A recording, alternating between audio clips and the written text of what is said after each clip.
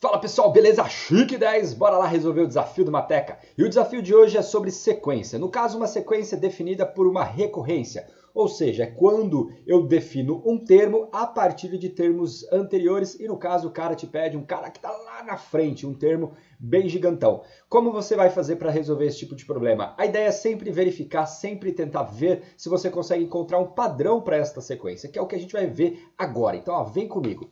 O que acontece aqui? Ó? Por exemplo, vamos só entender.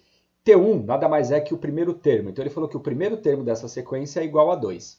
Depois ele falou o seguinte, ó, o T de n mais 1, ele é sempre ó, Tn mais 1. N mais 1 nada mais é que a posição. Ele é o quê? A posição anterior menos 1 dividido pela posição anterior mais 1. É isso, essa é a nossa fórmula de recorrência. Então nesse caso, a gente sabe que T1 é igual a 2. Então, se eu for, por exemplo, calcular o T2, quem ele vai ser? Ele é o anterior, então ele seria o T1 menos 1, dividido por quem? Pelo T1 mais 1. E o T1 a gente tem, então ficaria 2 menos 1, dividido por quem? Por 2 mais 1. 2 menos 1 vai dar 1, 2 mais 1 é igual a 3. Então, por exemplo, eu já sei que o T1 é igual a 2, e o T2 é igual a 3. Então, qual que é a meta? Verificar se você consegue um padrão. Outra coisa que é interessante você tentar verificar se é uma sequência, uma progressão aritmética, uma progressão geométrica. Tudo bem? É uma maneira também de você tentar buscar alguma informação. Vamos encontrar o T3. O T3 ele vai ser o T2 menos 1 dividido pelo T2 mais 1. Então, só estou aplicando a minha formulinha. O T2, pessoal, é esse 1/3. Então, ela é continha. Então, vai ficar 1/3 menos 1 dividido por 1/3 mais 1.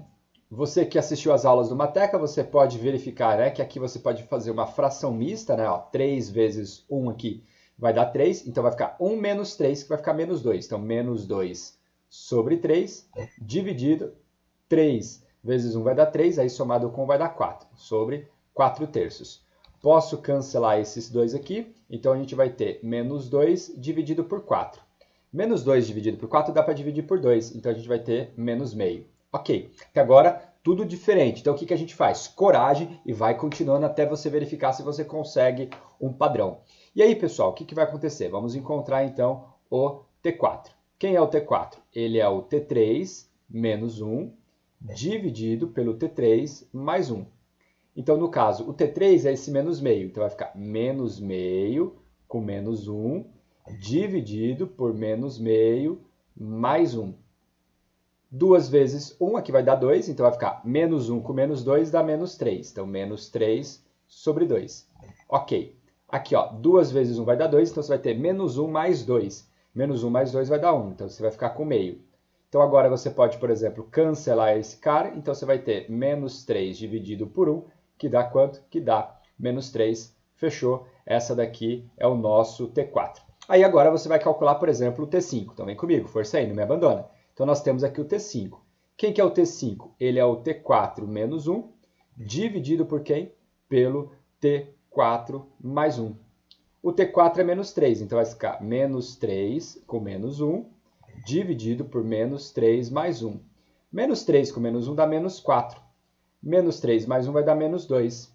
Menos com menos vai dar mais. Menos 4 dividido por menos 2 é igual a 2 positivo. Opa, olha só que interessante. Acabo de chegar em um termo que já faz parte da minha sequência, que é justamente o primeiro. E o que acontece? Como a fórmula é a mesma, se eu for calcular o T6, ele vai dar 1/3. Se eu for calcular o T7, ele vai dar o menos meio e assim sucessivamente. Então eu acabei de encontrar um padrão. O que isso significa? Essa minha sequência eu posso pensar que ela é da seguinte maneira. O primeiro termo é 2, depois nós temos aqui 1/3, depois nós temos aqui o menos meio, depois nós temos aqui o menos 3, depois a gente volta para o 2, vai para o 1/3, vai para o menos meio, vai para o menos 3 e assim sucessivamente até você chegar, por exemplo, no T 2020. Mas é claro que você não vai fazer 2020 números, né, 2020 sequências, termos da sequência para você encontrar. Então o que você teria que perceber? Né? Agora é a parte que você pode aplicar em exercícios que aparecem esse tipo de problema.